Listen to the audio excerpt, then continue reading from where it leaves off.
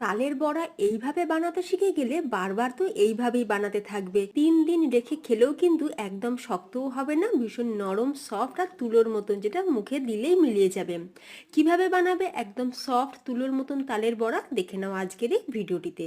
প্রথমে তালটাকে আমরা ছাড়িয়ে নেব। তাল ছাড়ানো হয়ে গেলে তালের পাল্পটাকে সুন্দর করে গ্রেটার দিয়ে গ্রেট করে নিয়ে তালের পাল্পটাকে এখন আমরা ছেঁকে নেব। ছেঁকে নেওয়াটা কিন্তু অবশ্যই দরকার। তারপর কড়াইতে 1 চামচ মৌরি, সেটাকে ভেজে তুলে রাখবো। এবার কড়াইতে দিয়ে দেবো 1 কাপ সুজি। সুজিটাকে একটু ভালো করে ভেজে নেব। সুজিটা যখন হালকা ভাজা হয়ে যাবে দিয়ে দেবো 1/2 কাপ ময়দা। এখন ময়দা আর সুজিটাকে একটু ভালো করে ভেজে নিয়ে তুলে রেখে দেবো। তারপর ওই একই কড়াইতে দিয়ে দেবো 1 বাটি তালের পাল্প। তালের পাল্পটাকে একটু জাল দিয়ে নেব। তালের পাল্পটা যখন জাল দিয়ে একটু ঘন হয়ে যাবে তাতে দিয়ে দেবো এখানে চিনি। 1/2 বাটি চিনি দিয়ে দিয়েছি, অল্প সামান্য লবণ দিয়েছি, আর দিয়েছি কুড়োনো নারকেল।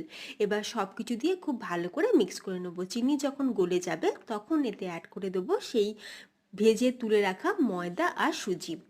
এরপর আমরা দিয়ে দেবো এখানে 5 টেবিল চামচ দুধ। খুব ভালো করে মিক্স করে নিলাম। সুজি কিন্তু সুসিদ্ধ হয়ে গেছে।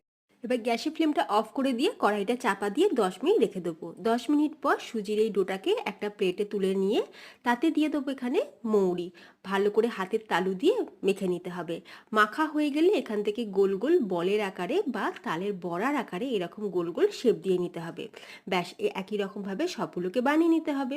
তারপর কড়াইতে কিছুটা জল গরম করে নিয়ে একটা ছিদ্রযুক্ত থালার মধ্যে তালের এই বড়াগুলোকে রেখে জলের ভাপেতে 10 মিনিট ভাপিয়ে নিলেই তৈরি নরম তুলতুলে সফট তালের বড়া। তোমরাও বানিয়ে খাও। সাবস্ক্রাইব করে যাও। টাটা।